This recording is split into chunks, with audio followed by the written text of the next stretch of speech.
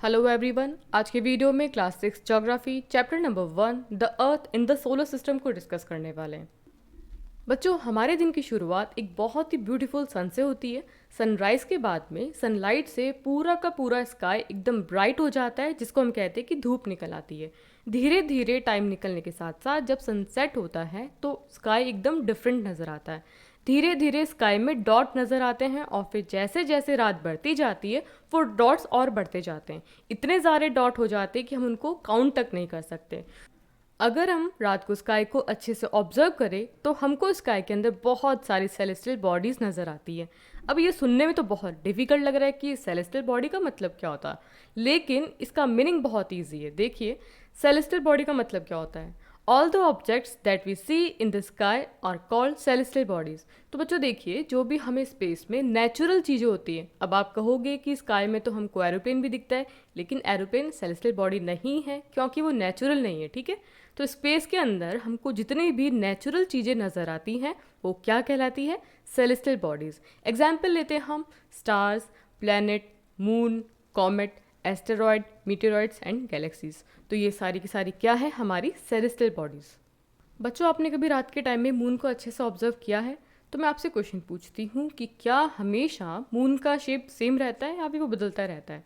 तो आप में से बहुत बच्चों का आंसर होगा कि नहीं मैम, मून का शेप बदलता रहता है। उसके पीछे रीज़न जानते हैं। देखिए, हम जानते हैं कि हमारा जो प्लेनेट अर्थ है उसके नेचुरल सैटेलाइट कौन है, मून है। और मून जो है वो अर्थ के अराउंड मूव करता है, चक्कर काटता है। इतनी बात आपको क्लियर होगी। अगर हम बात करते हैं सबसे पहले फुल मून की, जिसका मतलब होता है पूर्णिमा। पूर्णिमा का चांद कैसा होता है, एकदम कंप्लीट मून होता है, बहुत ज़्यादा ब्राइट होता है। तो सबसे पहले इस मून को ऑब्जर्व कीजिए, क्या आपको कहीं पे भी शेडो नज़र आ रही है? नहीं है। इसका मतलब क्या है कि जो फुल मून होता है वो एकदम कंप्लीट मून होता है, बहुत ब्राइट होता है। जैसे जैसे मून आगे मूव कर रहा है, इसमें आप शेप में डिफरेंस समझ सकते हो। यहाँ पे क्या है, शेडो, यहाँ पे क्या है, ब्राइट है। धीरे धीरे अब इसकी ब्राइटनेस कम होती जा रही है। यहाँ पे क्या है, ब्राइट, यहाँ पे शेडो, यहाँ पे बहुत थोड़ा सा ब्राइट बचा है, यहाँ पे शेडो आ चुकी है। और यहाँ पे आते आते, न्यू मून तक आते आते, ये आप देख सकते हैं कि ऑलमोस्ट कंप्लीट यहाँ पे अंधेरा हो चुका है, मतलब कि अब मून ब्राइट नहीं है। तो हमको दो बातें समझ में आई यहाँ पे कि फुल मून से अगर हम न्यू मून की तरफ जाते हैं, फुल मून क्या था, ब्राइट था। ठीक है, अब ब्राइट से हम कहाँ जा रहे हैं, डार्क की तरफ जा रहे हैं। और यहाँ से फुल मून से हमको न्यू मून तक जाने में कितना टाइम लगा, 15 डेज़ का। ये आपको साइकिल समझ में आई। आगे हम बात करते हैं न्यू मून से अगर हम वापस आगे मूव करते हैं तो धीरे धीरे वापस अब ये ब्राइट होने स्टार्ट हो जाएगा। यहाँ पे ब्राइट है, यहाँ पे शेडो है। यहाँ पे धीरे धीरे ब्राइटनेस बढ़ती जा रही है, ये ब्राइट है, ये शेडो है। और यहाँ पर आते आते वापस बहुत ब्राइट हो चुका है, यहाँ पे शेडो है। और फिर वापस क्या आ जाएगा, फुल मून।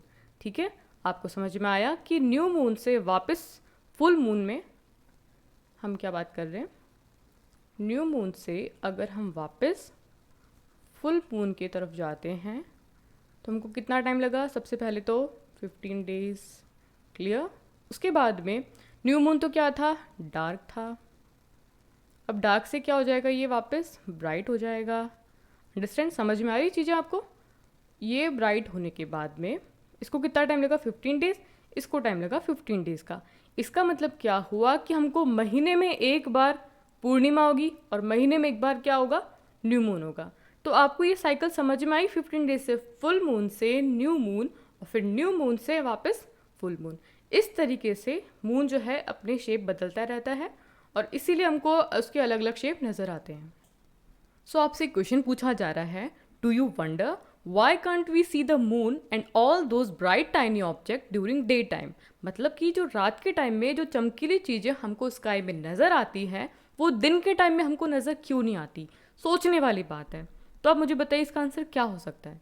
उसका सिंपल सा आंसर है बच्चों कि the very bright light of the sun does not allow us to see all these bright object of the night sky.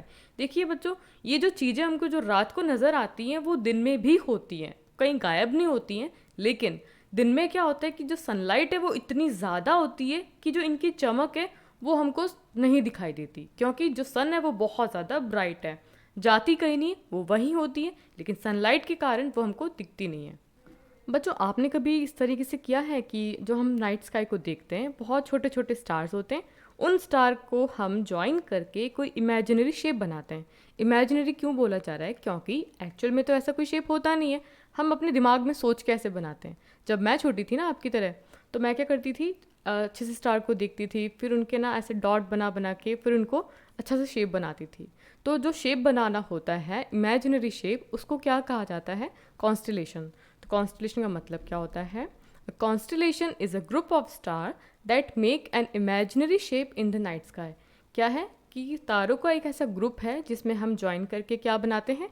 Imaginary shape. उसको क्या कहा जाता है? उसको कहा जाता है कॉन्स्टलेशन। बच्चों, आपको तो डायरेक्शन के बारे में पता है कि नॉर्थ कौन सी होती है, साउथ कौन सी है, ईस्ट कौन सी है, वेस्ट कौन सी है, लेकिन पुराने टाइम में लोगों को तो नहीं पता था।